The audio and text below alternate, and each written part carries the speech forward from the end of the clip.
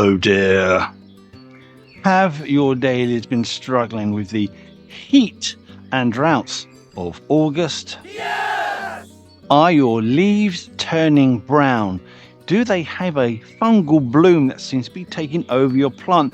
Do your baby embryonic flowers refuse to open? And if they do, are they being absolutely ripped to shreds by some enigmatic insect you can't find? Well, don't you worry. Hooray!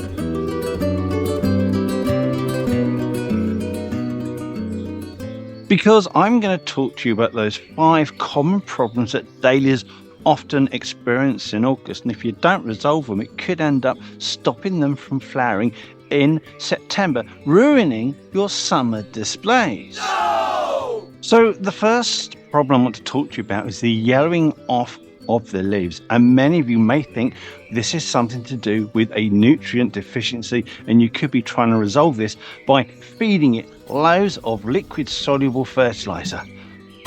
No, don't do that. No!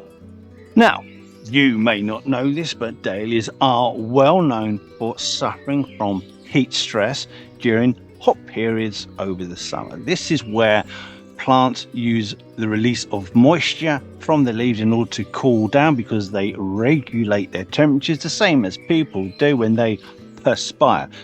The problem is when it gets too hot, the plant releases loads of moisture through its leaves, far more than what it can actually physically obtain from the root system from the ground. So your dahlias may well be well watered, but it doesn't help the plant from getting enough water. It will start to wilt. You think it's too dry, you'll water it, it's already well watered, and you start to have problems with the roots because they become waterlogged, they can become suffocated, and the root system will be damaged, and then you can get some serious problems after that.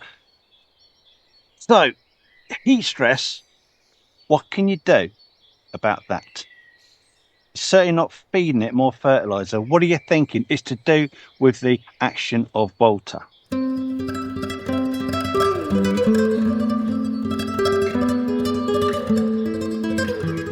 So, just to recap, the roots have plenty of water, the day has got too hot, the plant can't take up enough, it wilts. And that action of wilting can cause drying up of the leaves, that can start them to go yellow. You think, needs some feeding because the leaves are gone yellow. It's because of the heat stress. So, feeding isn't the key. But what can you do to prevent this heat stress? Depending on how you are watering your plant, you may be doing more harm than good. During periods of hot weather, heat waves and droughts, when you're watering your dahlias, don't be flapping your hose around the borders, getting all the leaves wet. You want to make sure that the roots are properly saturated. So you want to water them every few days, not every day. Don't pop out there every day, give a little bit of water. That's just going to cause, again, another load of problems. What you want to do is thoroughly water it, deeply water it every 3 days so that the water has the chance to go deep down.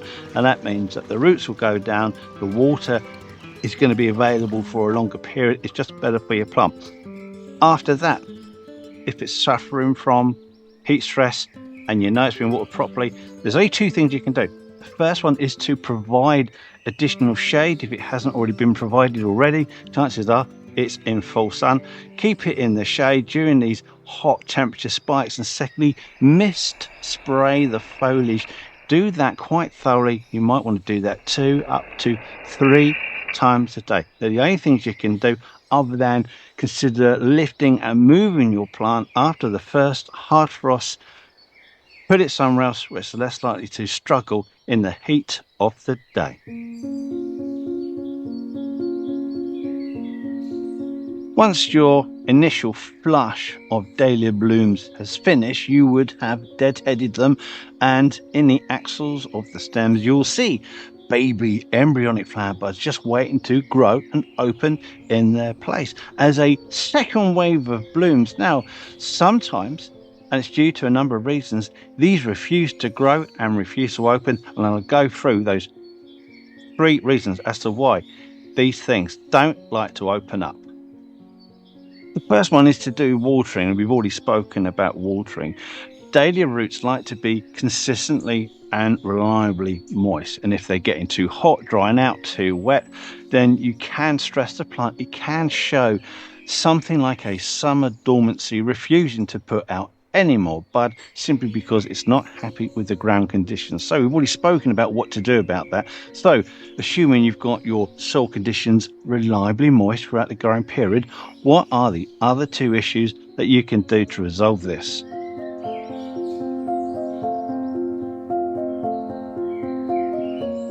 Well, the next one is going to be either too much fertilizer or the wrong kind of fertilizer. Now, we've spoken about leaves turning yellow and people thinking it's a nutrient deficiency and pouring more liquid soluble fertilizers on your plants. Typically in the UK, there's only going to be two types that most people use. The first one's going to be Phostrogen. Just put that over there. That's a great one. Or they're going to use Miracle-Gro, which is the one you're going to find probably the most in all your local supermarkets. Now, both of these formulated fertilizers are quite high in nitrogen, and for many plants, they will take that nitrogen and then direct or divert that into producing foliar growth over flower growth. So if you are feeding these high nitrogen fertilizers, that could be a cause. If you're overfeeding because you think there's a nutrient deficiency, then it probably is the problem, but you can resolve that by kicking those back into the shed and using a low nitrogen fertilizer. You've got a couple of choices for you. The first one is going to be Tomorite. It isn't just for tomatoes. And then my other suggestion for you is going to be Maxicrop. You swap these high nitrogen fertilizers for either one of these low nitrogen fertilizers, and it will help to encourage the plant to redirect energy to producing the flower bud instead of the leaf, and hopefully you will get some flowers next month. Hooray!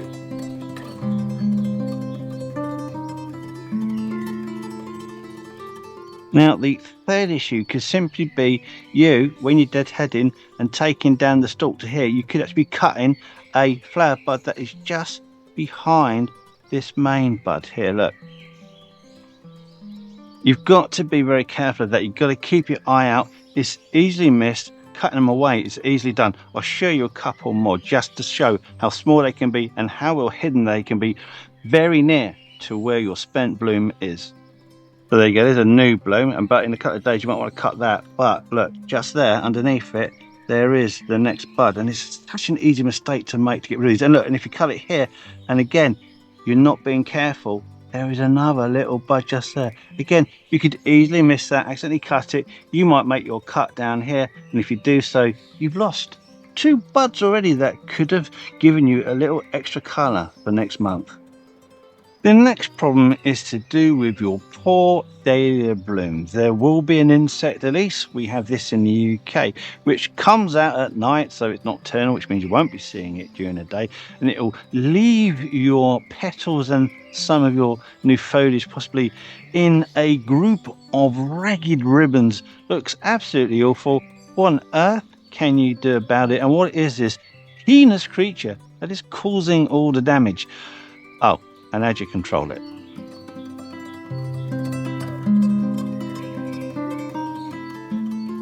It is the European earwig. So cool because some believed it gets into your ear, burrows inside, lays its eggs in your brain, and you might die. None of that is true at all. But the myth persists.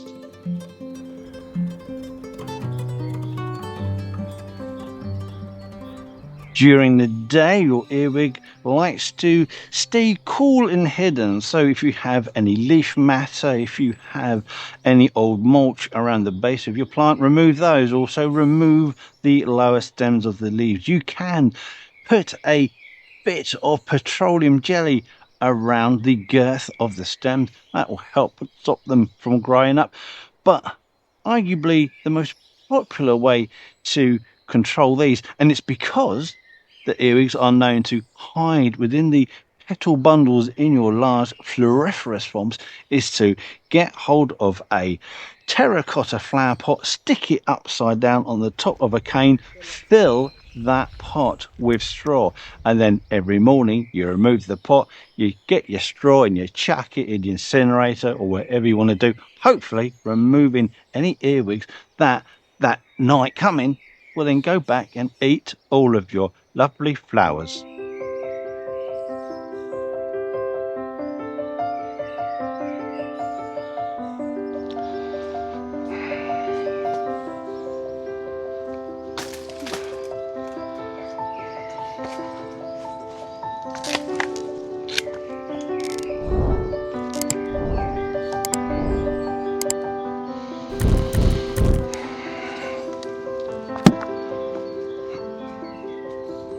Now, depending where you are in the country, I know there are a number of weird and wonderful ways that people do like to use to control their earwigs on their dahlias. And if I haven't mentioned it and you've got a great one, put that into the comments. I would like to hear what they do, and tell us where you are, not your address, just the little town you live in.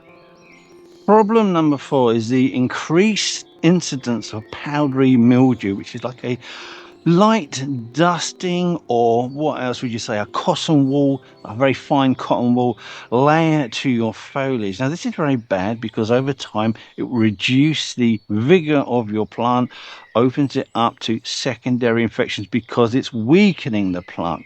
So what do you do about combating this fungal infection on your dahlias?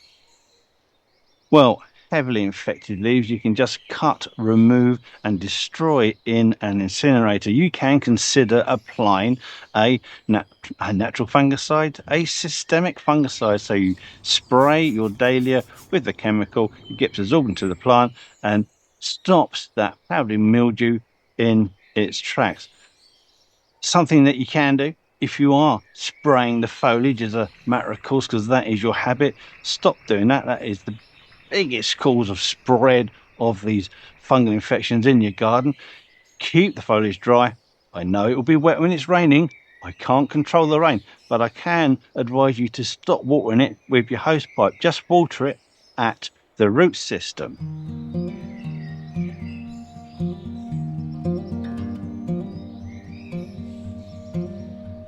You can consider removing some more of the foliage, some more of the stems in order to improve airflow and ventilation through the plant. Nobody really wants to do that.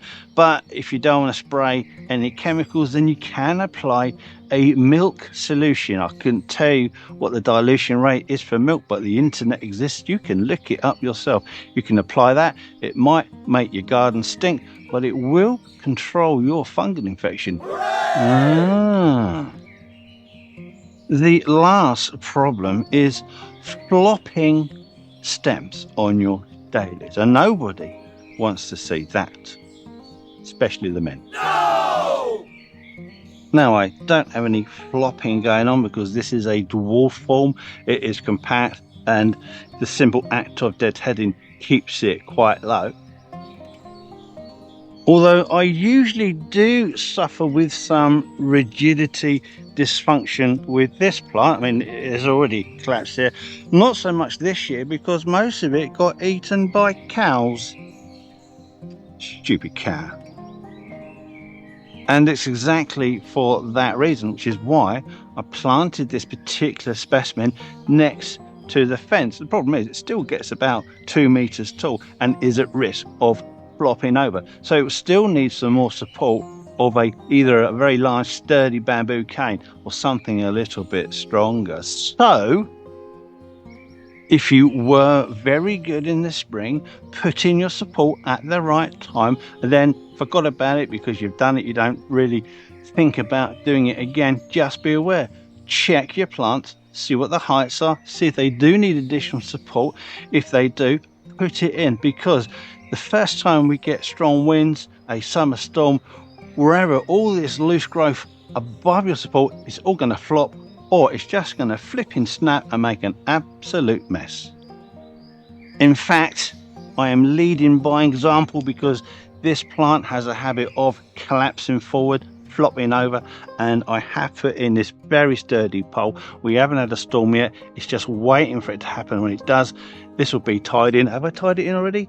No, it's a bit naughty. I've tied this one in, but that will be tied in, because guaranteed strong winds, a bit floppy like this, it's going to snap, and really you're unlikely to get much more in the way of blooms after a severe damage like that. So those are my 5 problems that dahlias can often get in August, which if you don't resolve them pretty quickly will cause poor flowering, poor displays come September. But of course there are other issues that can be a problem which I haven't mentioned, and if you want to mention them, be my guest, put that in the comments. We generally love to hear from you, and a lot of our regular viewers do like to have a read of that and possibly even have a little chat with you. Thanks for watching, but before I go, consider looking at this video next. I quite enjoyed that one. Hopefully you enjoyed it too. Again, don't forget to subscribe to get more videos, and click on that like button because it's really supports our channel, helps it to grow. Thank you for watching. Goodbye.